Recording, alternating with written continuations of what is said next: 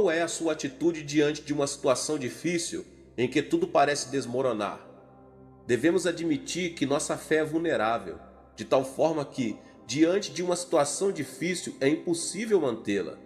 Isso acontece porque as coisas visíveis da terceira dimensão afetam negativamente nossa mentalidade. Diante de uma situação adversa, não devemos nos concentrar na circunstância, mas pensar e confiar no Deus da quarta dimensão para poder superá-las. Desse modo, Deus, ao ver nossa fé, dá-nos força para ultrapassar qualquer tipo de obstáculos e operar um milagre. As circunstâncias não importam, as aparências não interessam. O que é importante é pensar e confiar em Deus, e o milagre acontecerá. Aconteceu faz 20 anos, quando logo depois que dirigi uma conferência na cidade de Adelaide, Austrália, informaram-me que, por causa de uma greve da companhia aérea, não poderia viajar para Perth. Entre os destinos havia uma distância equivalente a 3 horas em um Boeing e de 5 horas em um avião particular. Liguei então para o anfitrião do evento e disse-lhe que não poderia ir por causa de uma greve na companhia aérea. Mas o pastor anfitrião disse que tudo estava preparado, que as pessoas me esperavam, que era impossível cancelar a cruzada e que haveria um avião particular que me buscasse. Pouco tempo depois o avião chegou, mas como se tratava de um avião manual sem piloto automático, deveríamos nos guiar por uma rota terrestre. Tudo parecia estar sob controle quando, de repente, uma grande tempestade começou a ameaçar nossa vida. As nuvens impediram a visão e o ponteiro do relógio marcava 0. Tudo era escuridão e nossa visão não conseguia distinguir absolutamente nada. Ao ver que não podia continuar pilotando, o piloto, na tentativa de não perder a direção, tentou captar a frequência dial e me disse: "Preciso que você controle a alavanca de comando."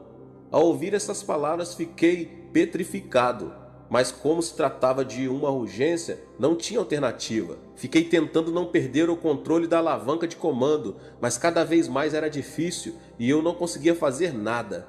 Ao passo da morte, não podia fazer mais nada além de confiar em Deus e clamei dizendo: "Senhor, salva-me." Atravessar a tormenta era como viajar pelo inferno propriamente dito. Depois de 2 horas, comecei a ver uma luz que resplandecia. Era a luz da cidade de Perth, que indicava a transferência da morte para a vida. Essa luz nos serviu como bússola para guiar nossa viagem à cidade. Os assistentes da conferência disseram unanimemente que era um milagre. Realmente se tratava da graça e do poder de Deus. Não conseguia ver nada, mas Deus estava ali para nos guiar. A fé é uma substância do coração que não se observa com os olhos físicos. A fé é uma condição absoluta que é necessária na relação com Deus. Em Hebreus 11:6 diz: "Sem fé é impossível agradar a Deus, pois quem dele se aproxima precisa crer que ele existe e que ele recompensa aqueles que o buscam." Por mais que Deus queira nos conceder algo, se nós não cremos nisso, tudo se desvanece. A fé é o poder que unifica a vontade de Deus com o coração do homem. Devemos sempre procurar levar uma vida de fé em Jesus Cristo. A Bíblia ensina que o justo viverá pela fé. No reino de Deus, tudo se observa por meio da fé. A fé é a certeza do que não se vê. Portanto, devemos ver com fé o que não se vê. A perspectiva do amor de Deus nos permite a realização do que não vemos na esfera física. Devemos ver a realidade de acordo com o princípio da visualização e confiar a Deus o pensamento e as circunstâncias negativas. Viver em fé é a chave para uma vida vitoriosa. Agora eu quero mostrar para vocês o princípio que eu tenho sempre usado, que é o princípio da visualização. Observe a meta que não se vê como se fosse. Veja a substância. Conceba um desejo. Creia que se realizou e ore. Se você deseja um milagre, tem que, sob a direção do Espírito Santo, crer nele de acordo com o princípio da visualização. Como Abraão chegou a ser o pai da fé? Por meio do sonho e da fé em Deus. Ao sair da terra do Egito, Deus o levou ao cume de um vale e lhe disse: "De onde você está? Olhe para o norte, para o sul, para o leste e para o oeste. Toda a terra que você está vendo darei a você e a sua descendência para sempre." Gênesis 13:15. Note que Deus primeiramente fez Abraão visualizar a terra e depois lhe deu a fé para conquistá-la. A visualização e a fé são como os dois lados de uma mesma moeda.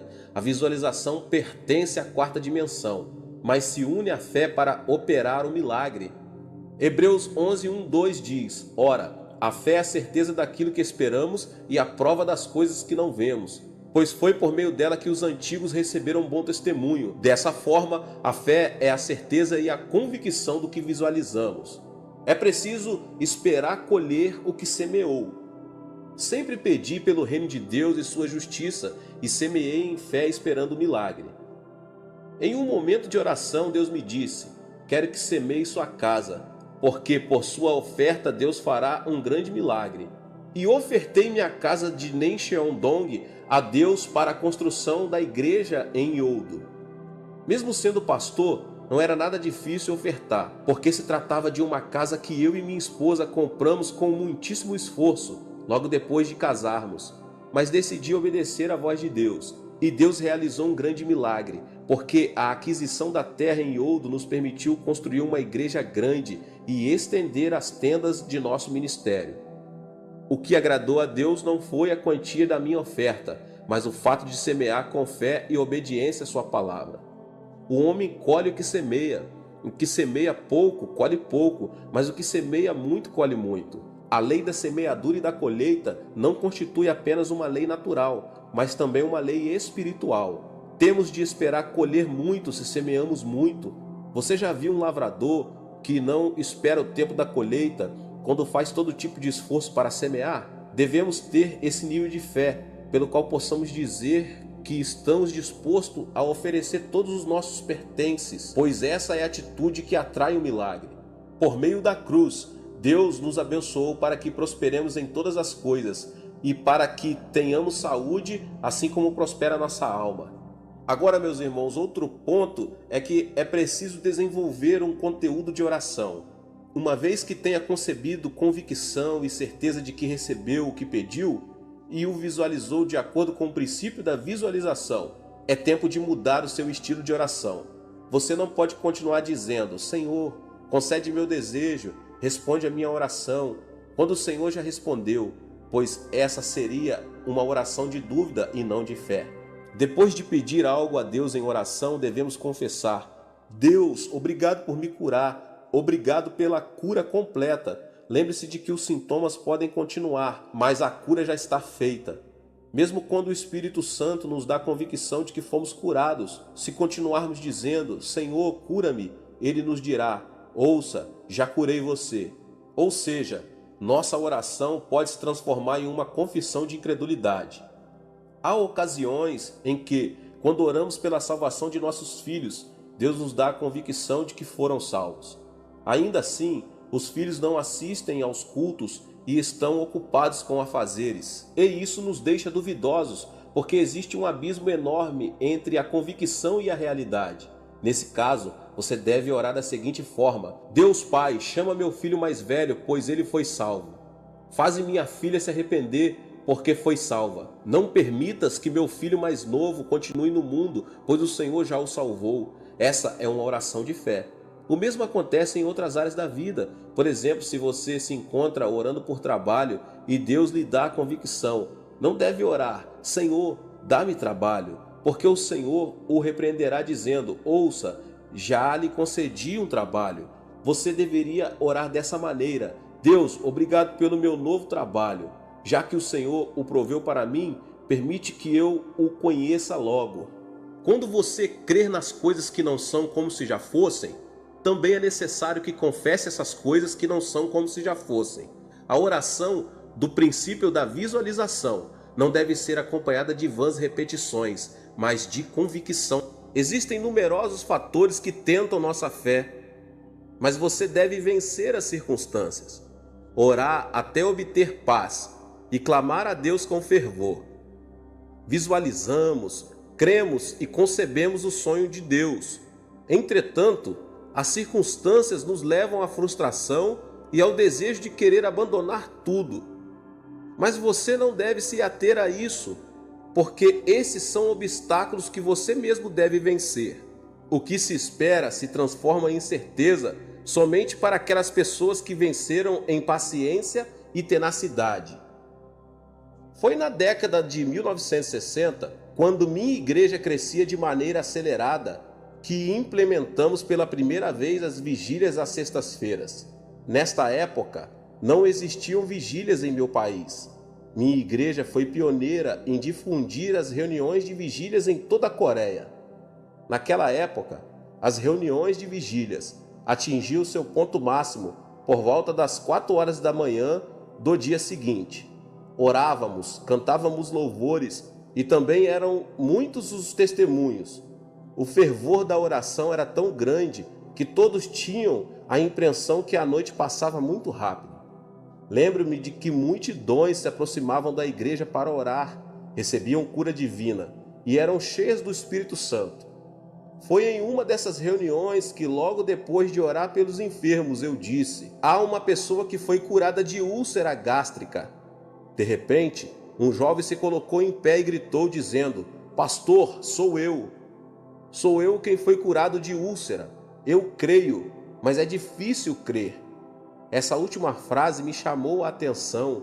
Dizer que para ele era difícil crer era uma confissão sincera. O mesmo acontece com cada um de nós. Há ocasiões em que confessamos crer, mas para nós é difícil crer, porque a fé não é manipulável. Muito menos se trata de uma sensação. A fé é algo que supera a sensação e as circunstâncias. O jovem era um estudante da Universidade Yonsei que, por causa da úlcera, vomitava sangue e se encontrava a um passo da morte.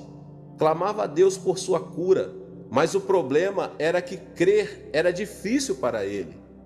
Orei para que minha fé pudesse de alguma forma ser transmitida a ele. Impus as mãos sobre ele e comecei a orar com muito fervor. Eu sabia que primeiro deveria mudar a 4ª dimensão do jovem, pois ele necessitava pensar e crer na cura, sonhar com o futuro e conversar a palavra. O jovem foi curado e tornou-se um grande homem de fé. Ingressou no Instituto Bíblico e hoje é um destacado pastor de uma igreja presbiteriana. Apesar de nosso esforço para preservar a fé e viver por ela, o senso comum e o conhecimento do mundo nos levam às sombras da frustração. As circunstâncias continuam aprisionando nossa vida, por mais que nos apeguemos à palavra de Deus e esperemos por um milagre. No entanto, temos de superar tais circunstâncias, porque Deus nos deu força para vencê-las.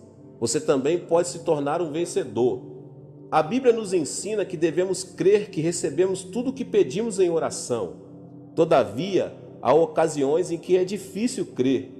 E aí está o problema. Você tem de orar até crer que recebeu o que pede em oração.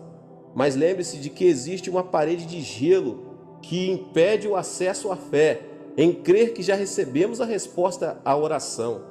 É necessário romper com esse gelo, e ele não se rompe com um vento frio, mas com o calor da oração. É o calor da oração que consegue descongelar a parede de gelo. O motivo pelo qual muitas pessoas se frustram e não alcançam paz nem convicção é porque não conseguem romper esse gelo. É quando o gelo é quebrado que podemos estender a mão para receber a resposta da oração e desfrutar da convicção e paz. Em Mateus 7, 7 e 8 diz: peçam e lhes será dado, busquem e encontrarão, batam e a porta lhes será aberta. Pois todo o que pede recebe, o que busca encontra, e aquele que bate, a porta será aberta. Jesus nos prometeu que nos responderia em uma escala muito maior do que o que pedimos ou entendemos.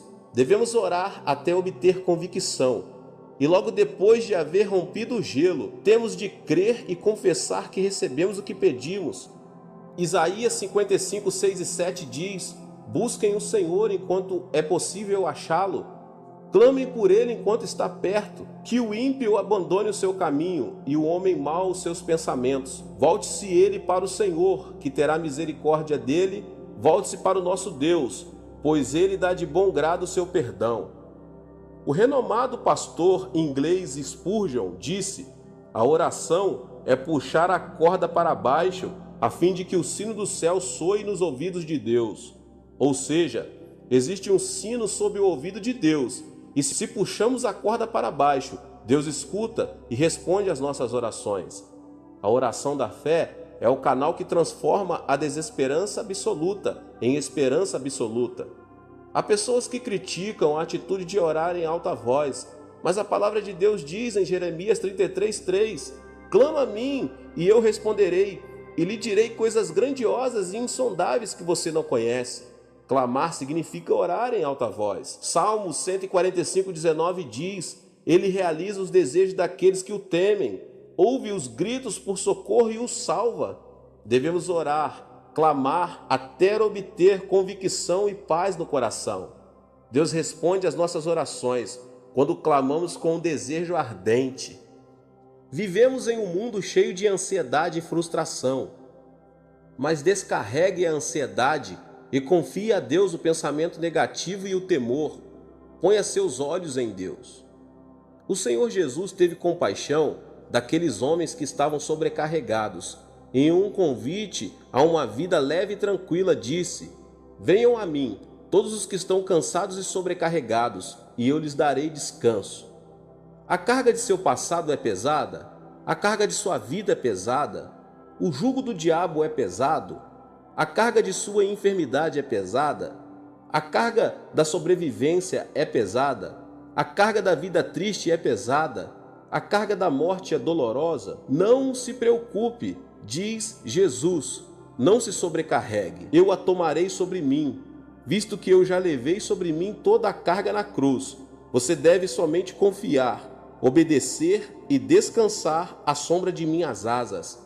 Não é emocionante esse convite, meus irmãos e irmãs? Tenho o costume de trazer à memória o seguinte versículo bíblico sempre que o medo atemoriza minha vida: você não temerá o pavor da noite, nem a flecha que voa de dia, nem a peste que se move sorrateira nas trevas, nem a praga que devasta ao meu dia. 1000 poderão cair ao seu lado, 10.000 à sua direita, mas nada o atingirá. É o Salmo 91, versos 5, 6 e 7. A palavra de Deus é viva e eficaz. A terra e os céus passarão, mas a palavra de Deus permanecerá para sempre. A palavra age ainda hoje. Quando a conhecemos, cremos em seu poder. Quando a visualizamos e a confessamos. A sociedade coreana atravessa o vale da ansiedade.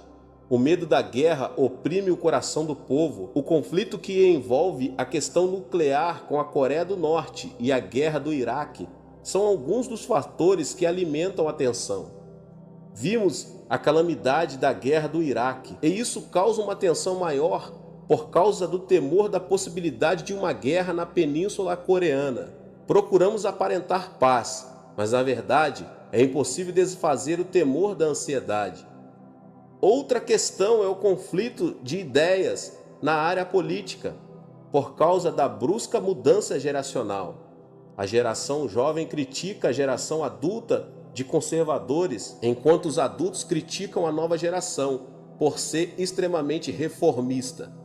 Dessa forma, nosso país se dirige novamente para o caos e o conflito. Outro problema é a crise econômica. Disse que as exportações não caíram. No entanto, a economia do país se encontra em crise. A taxa de endividados, de desemprego e os preços estão em pleno aumento, o que provoca ansiedade entre os trabalhadores. Além do mais, uma epidemia não identificada de origem chinesa ameaça a vida de muitos sul-asiáticos e europeus. Existem numerosas enfermidades que os médicos não podem identificar. Como consequência, o número de centros de controle mental aumentou drasticamente. Anualmente, publicam-se mais de 100 livros que tratam sobre controle mental e autoajuda, e cada vez é maior o número de pessoas que buscam os bruxos e os psicólogos. O século XX foi uma história de guerras. Entre 120 e 180 milhões de pessoas morreram somente no século XX por causa de massacres e guerras.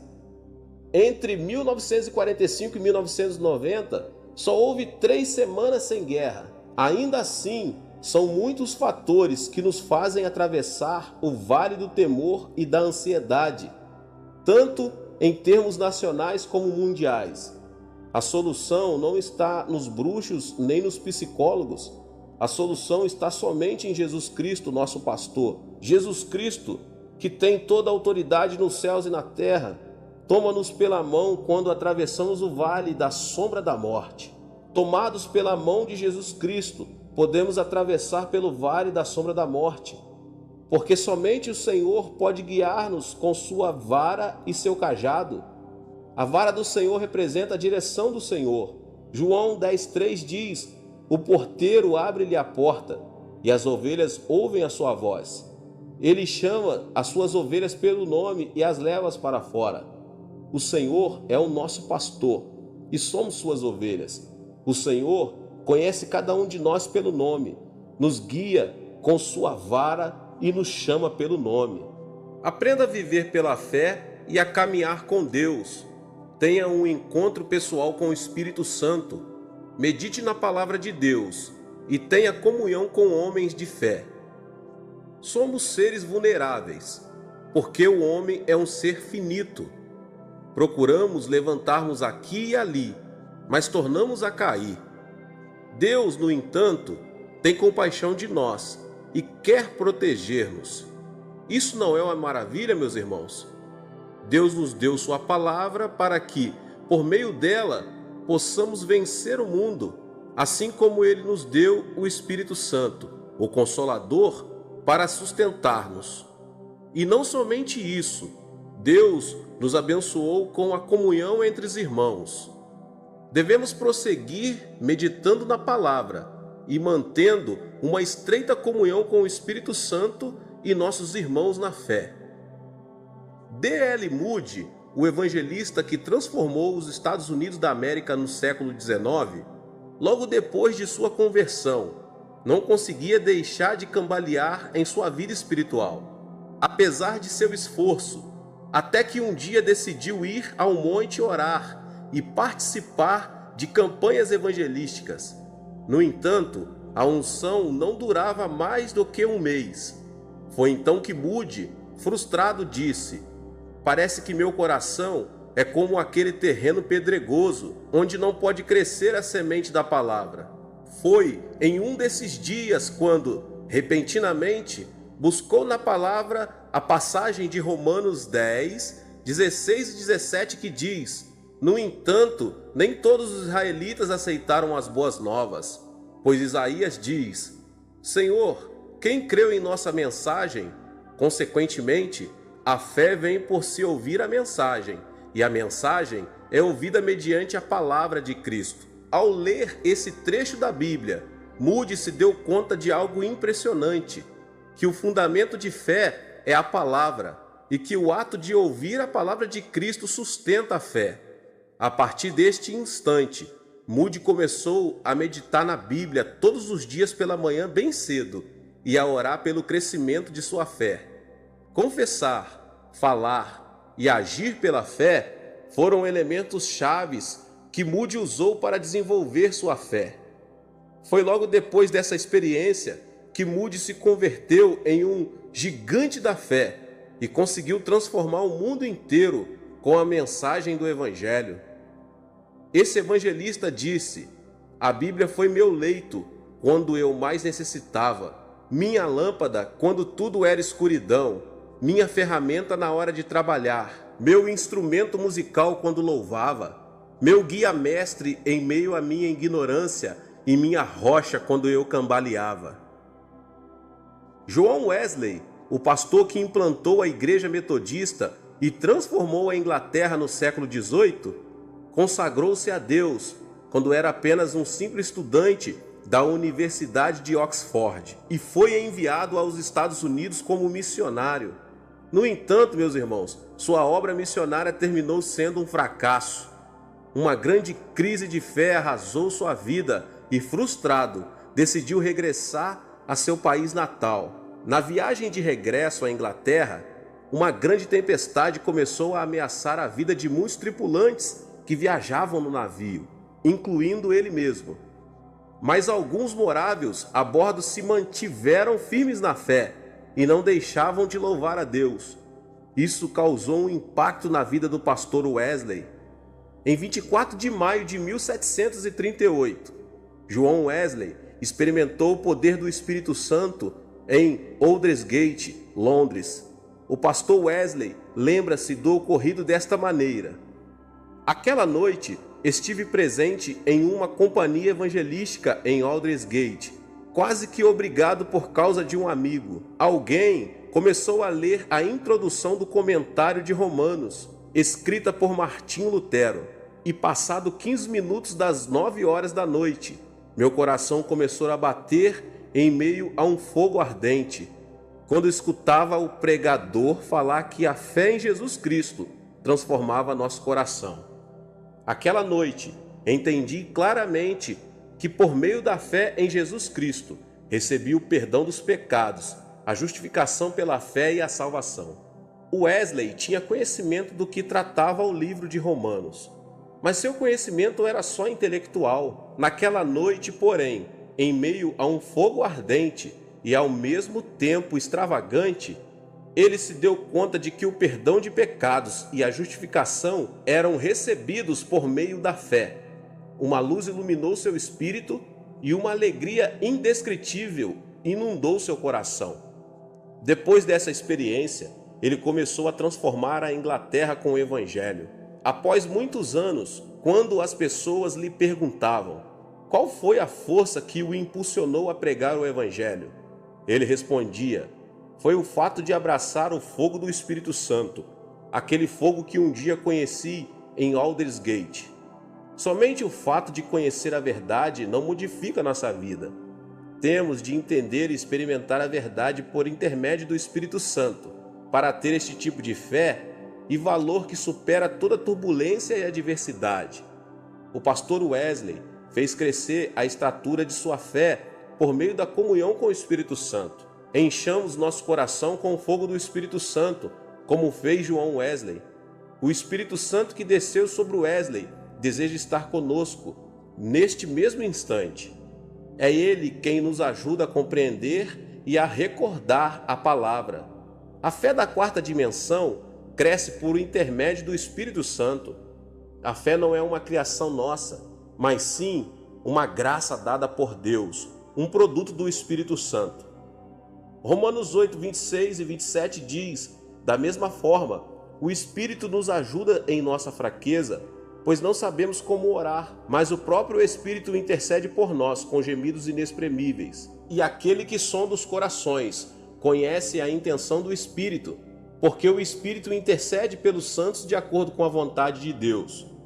O Espírito Santo intercede, guia e ensina cada passo de nossa vida. É por meio do Espírito Santo que conseguimos entender a palavra e a vontade de Deus Pai e de Jesus Cristo. Agora é preciso ter uma fé unificada entre irmãos. A fé unificada entre os irmãos se torna uma fé muito mais sólida e firme. A Bíblia ensina: pois onde se reunirem 2 ou 3 em meu nome, ali estou no meio deles.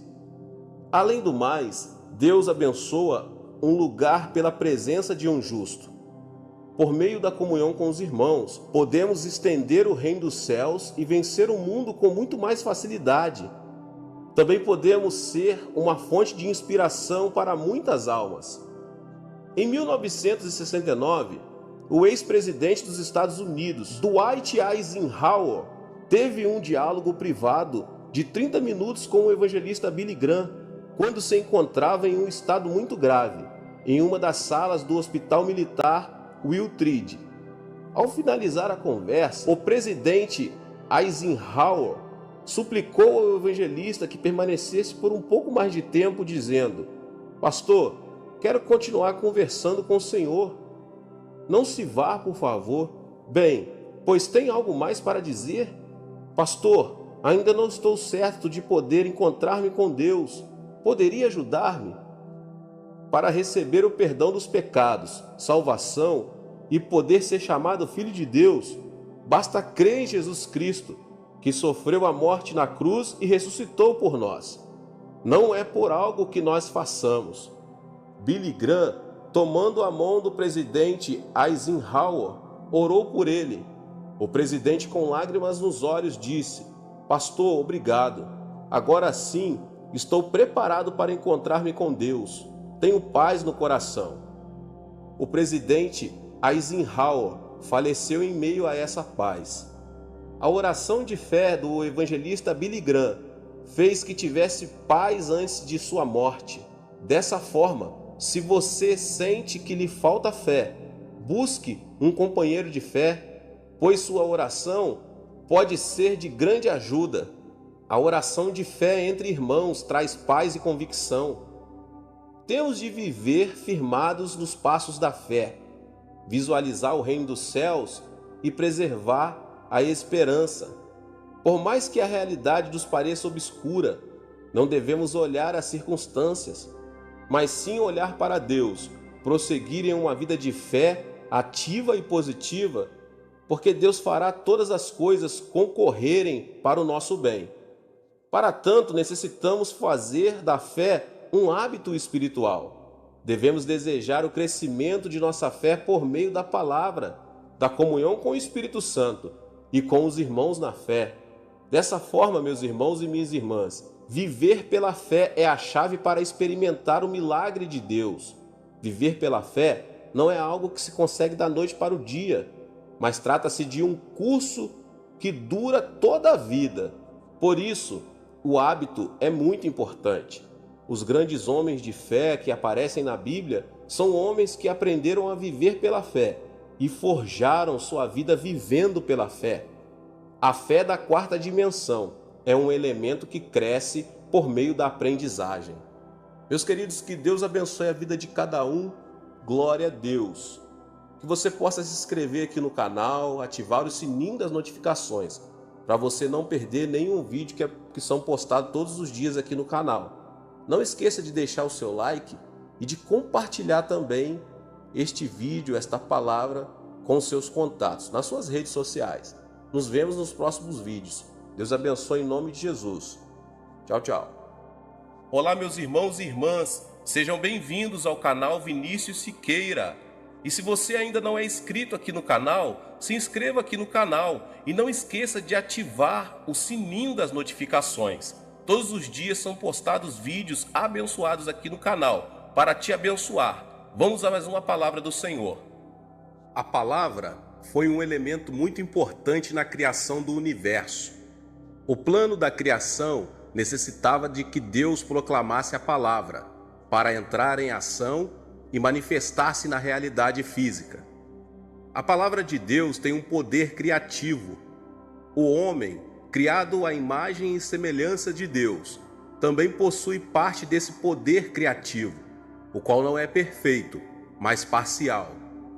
As palavras negativas produzem elementos negativos. Em contrapartida, as palavras positivas, produtivas e criativas, baseadas no poder de Deus, produzem circunstâncias positivas e criativas. É fundamental conhecer a importância da palavra para fazer uso correto dela. As palavras machucam o coração, mas também saram as feridas. Devemos primeiro reconhecer quanto a palavra é importante. Uma palavra é um elemento importante, capaz de vivificar ou destruir o homem. A Bíblia enfatiza a importância da língua. Em Provérbios 18:21 diz: "A língua tem poder sobre a vida e sobre a morte."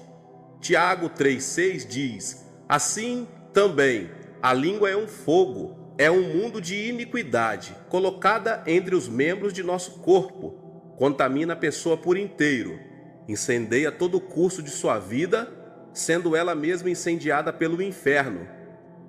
O versículo 8 do mesmo capítulo diz: "A língua, porém, ninguém consegue domar, é um mal incontrolável. A espada mata uma só pessoa por vez, mas a língua é como uma bomba atômica e pode chegar a destruir centenas e milhares de pessoas." Vou explicar o princípio bumerangue. A palavra é como bumerangue.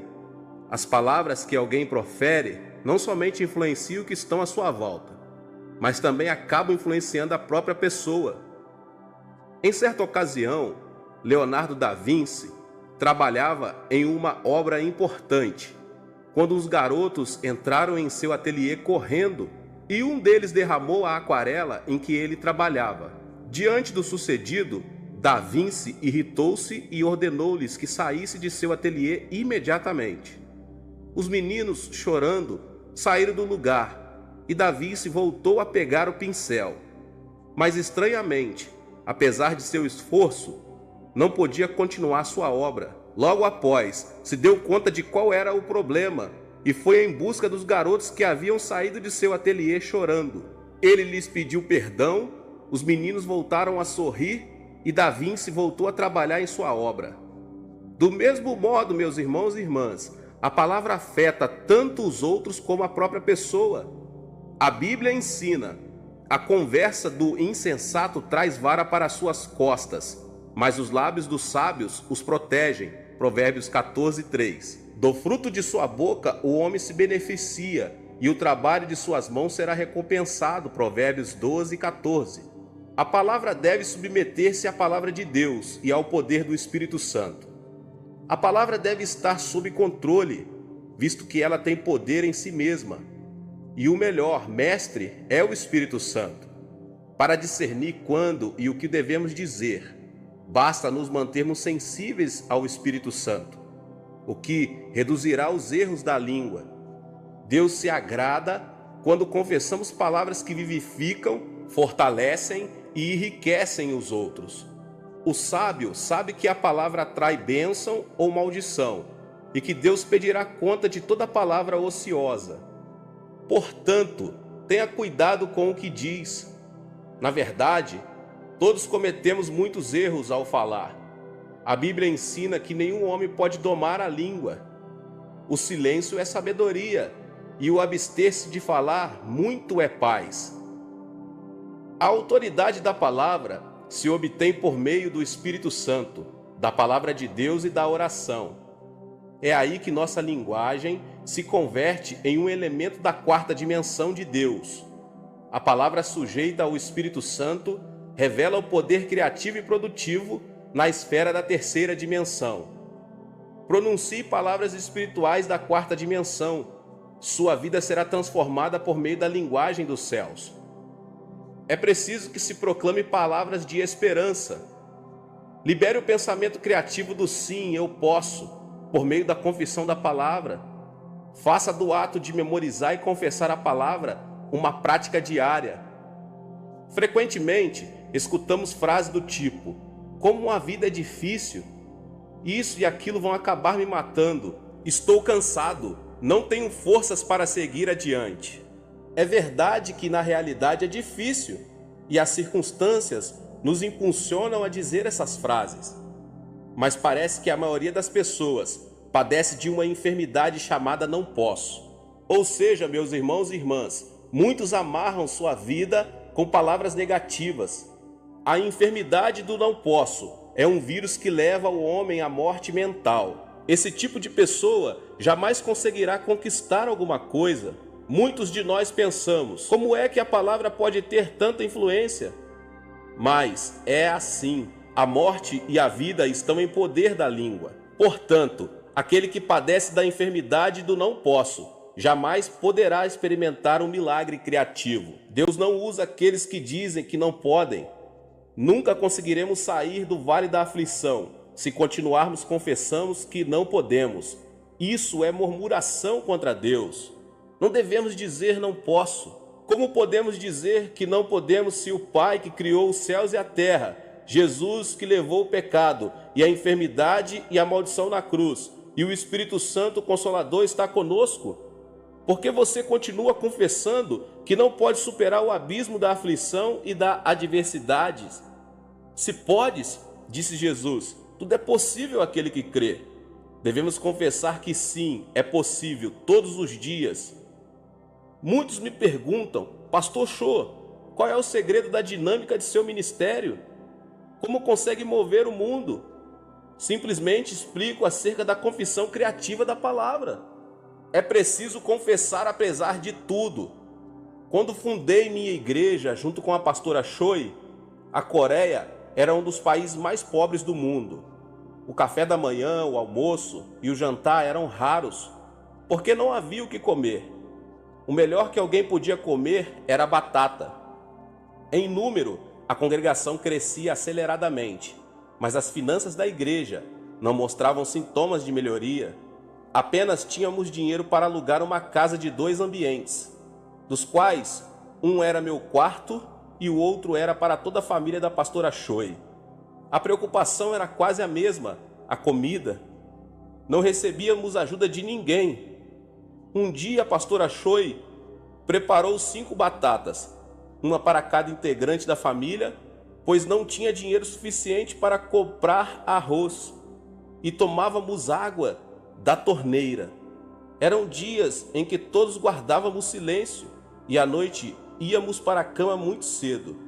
A pastora Choi costumava não dormir, orava com lágrimas durante toda a noite e se dirigia à igreja pela madrugada para orar em línguas.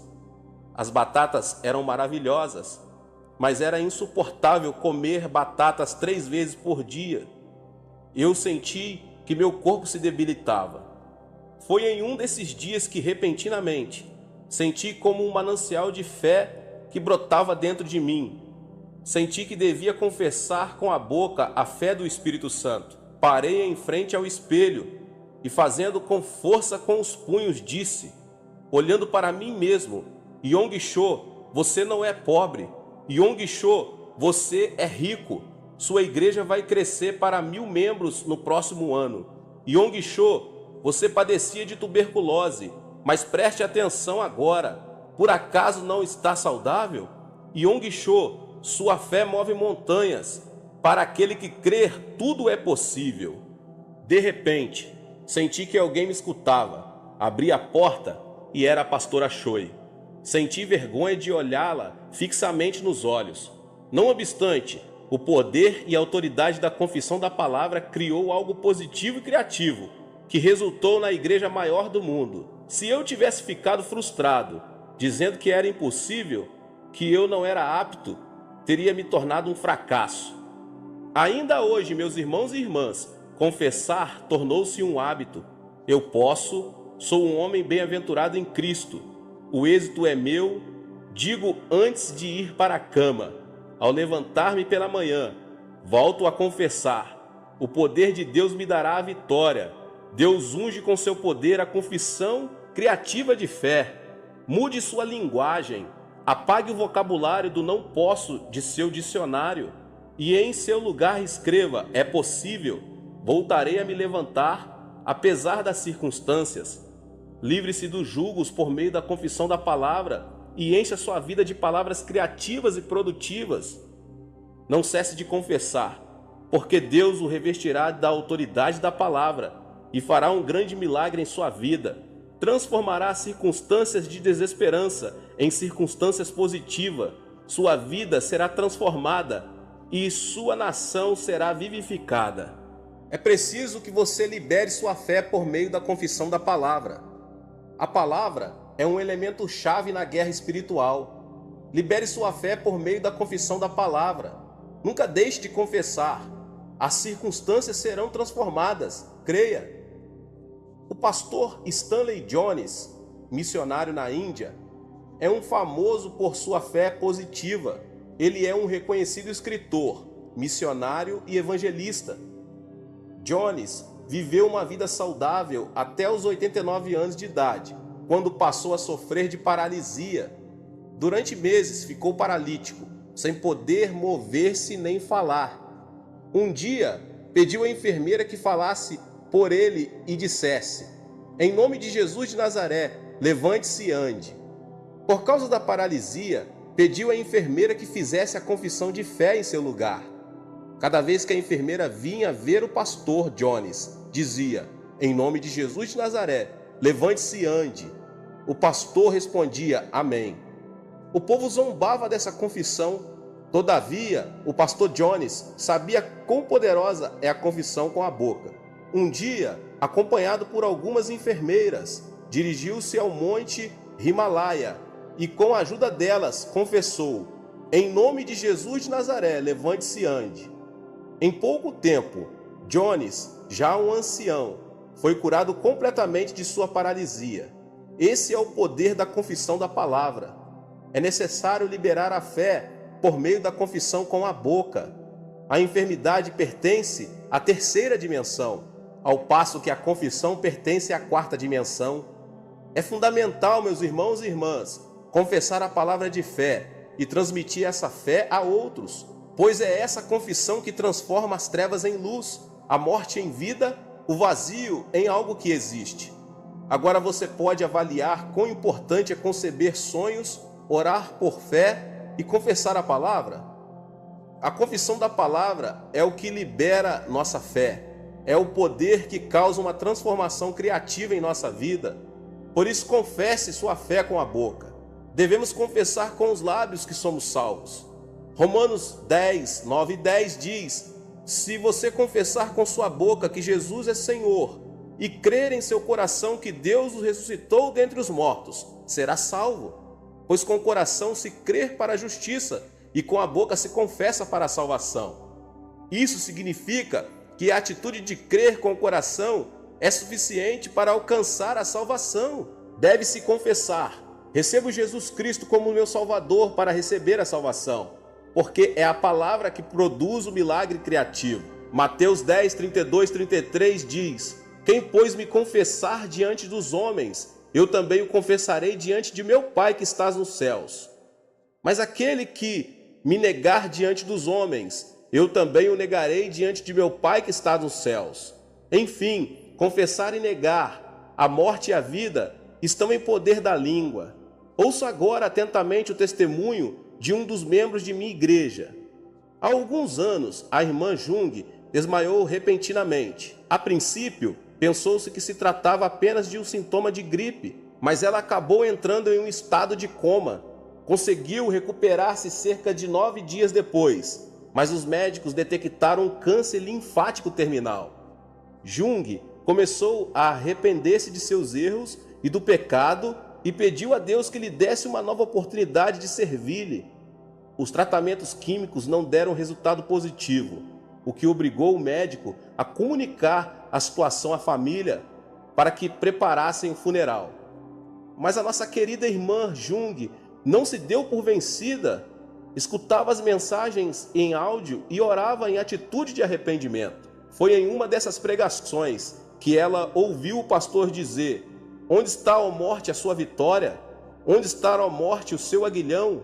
1 Coríntios 15, 55. Essa passagem impactou seu coração e ela começou a entrar em guerra espiritual, confessando pela fé: isso mesmo, onde está, ó morte, a sua vitória? Onde está, ó morte, o seu aguilhão? Fui curada em nome de Jesus Cristo, venci a morte pelo sangue de Jesus. Ó morte, fora, em nome de Jesus. Cada vez que a enfermeira ia aplicar-lhe uma injeção, a irmã Jung clamava: fui curada pelas chagas de Jesus. Dias depois, ela recebeu minha oração em um evento evangelístico, sentiu o calor do Espírito Santo que a curava e voltou ao hospital com grande alegria. Quando voltaram a fazer os exames, os médicos não conseguiram detectar nenhum câncer e concordaram que se tratava de um milagre. Não só isso, seu esposo incrédulo e toda a sua família receberam Jesus como Salvador. Aleluia! A confissão da palavra é poderosa, meus irmãos e irmãs. O cristão se distingue do incrédulo porque pode fazer guerra contra a morte. O incrédulo, ao contrário, não conta com uma arma para contrapor-se à morte. Como cristão, essa arma é nada menos que a palavra de Deus. A palavra é a espada do Espírito Santo. É por meio da palavra que conseguimos vencer a batalha. Ordene pela fé. Uma vez que você tenha um pedido específico a fazer, é tempo de começar a orar. Ordene por fé, sempre e quando Deus lhe der convicção da resposta à sua oração. Deus Pai, obrigado por me haveres curado. Completa a tua obra. Obrigado por tua cura. Minha família foi salva. Agora é o momento de confessar o que não é como se fosse e ordenar ao monte: monte, saia do lugar e atire-se ao mar. Enfermidade, fora. Incredulidade, fora. maldição vai embora, pobreza nunca mais. Deus começa a trabalhar quando nós ordenamos pela fé. Disse Deus: haja luz e houve luz. Haja o firmamento e assim foi. Ajuntem-se num só lugar as águas que estão debaixo do céu e apareça a parte seca, e assim foi. Cubra-se a terra de vegetação, plantas deem sementes e árvores cujas frutas produzem sementes de acordo com as suas espécies, e assim foi. O Senhor Jesus Cristo também cumpriu sua obra, dando ordens com sua palavra. Seus pecados são perdoados. Tome o seu leito e vá para sua casa. Espírito imundo, saia. Lázaro, venha para fora. Foi por meio da voz de comando que ocorreu o milagre criativo. O pedido não produz o milagre criativo. Portanto, uma vez que tenha concebido convicção de que sua oração foi respondida, você deve confessar o que não é como se fosse e ordenar. Enfermidade fora. Minha família começará a congregar na igreja já. Haverá trabalho. A bênção vem. A glória chega. Lembre-se de que pode haver uma diferença de tempo entre a fé e a manifestação do milagre. Se simplesmente conseguimos crer, confessar e ordenar, superando a lacuna do tempo e espaço, o que confessarmos será feito. Não se percebe à primeira vista. Todavia, vivemos lutando diariamente contra as forças demoníacas. Em 1 Pedro 5, 8, 9 diz: estejam alertas e vigiem. O diabo, o inimigo de vocês, anda ao redor como leão, rugindo e procurando a quem possa devorar. Resistam-lhe, permanecendo firmes na fé, sabendo que os irmãos que vocês têm em todo o mundo estão passando pelos mesmos sofrimentos. Tal como a Bíblia afirma, o diabo se encontra permanentemente buscando alguém a quem devorar. De nenhuma maneira devemos nos deixar devorar pelo diabo, porque Cristo, que pagou o preço dos nossos pecados com seu sangue, está conosco. Aleluia! Não devemos retroceder, mas sim avançar proclamando a palavra de Deus com os nossos lábios. É preciso confessar palavras criativas de êxito. A palavra pode vivificar ou destruir a vida do homem. Portanto, confesse palavras que comovam o coração de quem as ouve e que produzam grande êxito e alegria. Devemos procurar confessar palavras criativas que comovam o coração de quem as ouvem e que produzem grande alegria e êxito, porque segundo o que temos dito será feito. O Dr. Ziglar, famoso pela disciplina do pensamento positivo, cruzava o passeio subterrâneo em uma das avenidas da cidade de Nova York, quando viu um mendigo que sentado em um degrau vendia lápis. Como a maioria das pessoas, Dr. Ziglar lançou uma nota de $1 e seguiu indiferente. No mesmo instante, porém, voltou onde estava o mendigo e lhe disse: quero que me dê o lápis em troca do dólar. O mendigo não teve outra opção a não ser dar-lhe o lápis. Dr. Ziglar recebeu o lápis e lhe disse: você também é um empresário como eu, não é um mendigo. Tais palavras transformaram a vida desse homem. Dr. Ziglar lhe havia dito que ele não era um mendigo, mas um empresário que vendia lápis.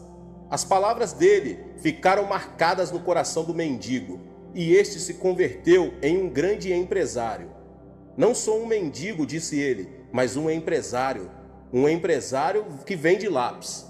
A mudança do sonho, da autoimagem e da fé fez o homem se converter em um grande empresário. Após um tempo, ele foi ver o Dr. Ziglar e lhe disse: sua palavra mudou minha vida. A maioria das pessoas se restringia a me dar uma nota de $1 e não lhe importava se eu lhe desse o lápis ou não. Cheguei a pensar que essa era a minha vida e que eu era um mendigo, mas você me disse que eu era um empresário. A palavra impactou meu coração e transformou minha vida. A confissão da palavra é poderosa para transformar a vida de uma pessoa. A confissão da palavra também influencia os átomos da água. Emoto Matsuri é um especialista de ondas e em seu livro As Mensagens Secretas da Água esclarece que a água responde ao amor. Por exemplo, se dizemos insultos, o cristal da água se deforma. A palavra diabo, quando é escrita, influencia o cristal da água, formando-se um buraco opaco escuro no núcleo. Em troca, as palavras positivas como obrigado influenciam o cristal da água e forma um hexágono perfeito, enquanto a expressão te amo faz os átomos da água formarem o mais formoso cristal. Em poucas palavras, as ondas afetam os átomos da água de forma positiva ou negativa. Dessa forma, a água revitaliza e se embeleza ao receber amor. Que dizer então do homem, cuja composição é 60% de água? Se guardarmos rancor, ódio e ira contra outras pessoas, os átomos da água do corpo formam um cristal disforme, o que causará diversas enfermidades. Se, pelo contrário, nos motivamos e amamos uns aos outros, os 60% de água do corpo formam um hexágono formoso, o que dará saúde e vitalidade. Isso explica a inter-relação que existe entre o amor e a saúde física. Comece a falar palavras que vivificam os outros. O justo deve ser precavido ao falar. Deve usar palavras apropriadas, sábias e proveitosas, que vivificam os outros. A língua do justo é preciosa como a prata pura, que não contém impurezas, e por aquilo que diz, guia os que ouvem seus conselhos pela vereda da vida. A palavra produz resultados. É preciso falar interpretando a linguagem do reino dos céus. As palavras de amor e bênção transformam o homem e as circunstâncias. O amor e a bênção é a linguagem do reino dos céus. E o Espírito Santo usa a língua que a proclama ao produzir um milagre. A linguagem que os jovens usam hoje é extravagante, a tal ponto que soa como um idioma estrangeiro. A linguagem que se fala nos bate-papos por computador ou nas mensagens de texto por telefones celulares é quase ininteligível, porque esse idioma é um conjunto de sinais, mais de que palavras. Mas os jovens não têm problema para entender com seus pares, porque essa é a linguagem própria deles. Existe uma linguagem que os cidadãos dos céus falam. É necessário que expressemos nossa identidade por meio da linguagem do reino dos céus. O mundo não entende a linguagem do reino, mas os cristãos a entendem. Todos nós devemos aprender a falar a linguagem do reino, porque falar a linguagem do reino significa viver sobre a cultura do reino.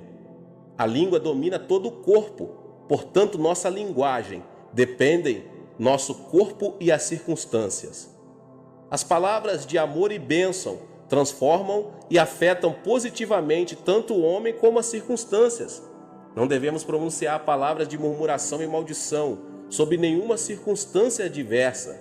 Ao contrário, quanto mais adversas sejam as circunstâncias, devemos confessar palavras de amor e bênção, e o Espírito Santo usará nossa língua para produzir o milagre. As palavras que saem de nossa boca dão forma à nossa vida.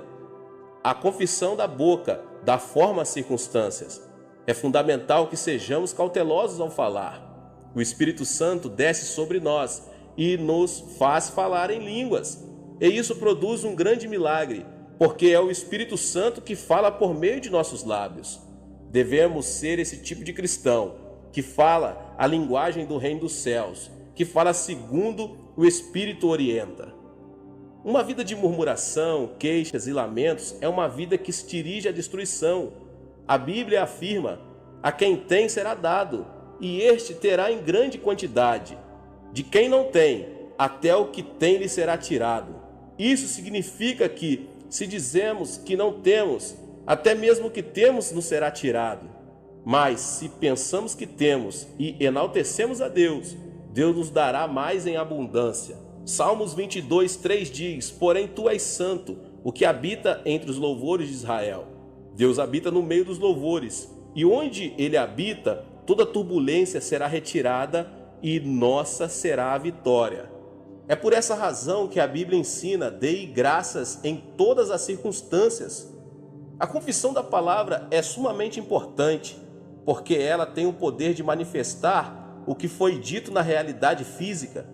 Portanto, devemos confessar nossos sonhos com grande intrepidez, aceitar o sonho do Evangelho e o sonho de uma vida próspera mediante a visualização da cruz e confessar nossa fé com um alto grau de convicção.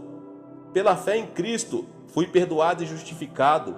Pela fé em Cristo, o diabo se afastou da minha vida, o reino dos céus ficou mais próximo e o Espírito Santo habita em mim. Pelo amor de Deus, fui curado de enfermidades, tanto emocionais como físicas. A vida abundante junto às águas de repouso, que se conquista mediante o evangelho da salvação e da prosperidade, é possível quando conseguimos transformar nossa fé em realidade. A fé é uma substância existencial que se manifesta quando entra em ação e é confessada. É aí que, apesar das adversidades, confessamos que Jesus levou todas as nossas aflições e por ele prosperaremos em todas as coisas, assim como prospera nossa alma, crendo na promessa do sangue da cruz. A prova, a aflição, a turbulência acontecem porque é por meio dessas adversidades que Deus modela nosso vaso, a fim de que contenhamos tudo o que Ele preparou para nós. A aflição presente também é uma antecipação do galardão que haveremos de receber.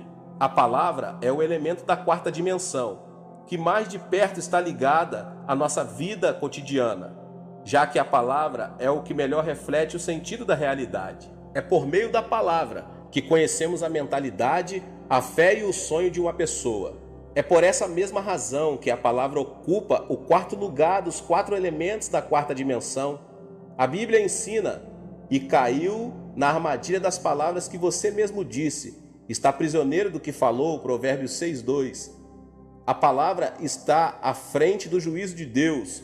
Uma simples palavra é muito importante. O Senhor Jesus disse: mas eu lhes digo que no dia do juízo os homens haverão de dar conta de toda palavra inútil que tiverem falado, pois por suas palavras vocês serão absolvidos e por suas palavras serão condenados. Mateus 12, 36, 37. Deus julga o homem segundo o que os seus lábios dizem, ou seja, a palavra é a chave que distingue o justo do ímpio.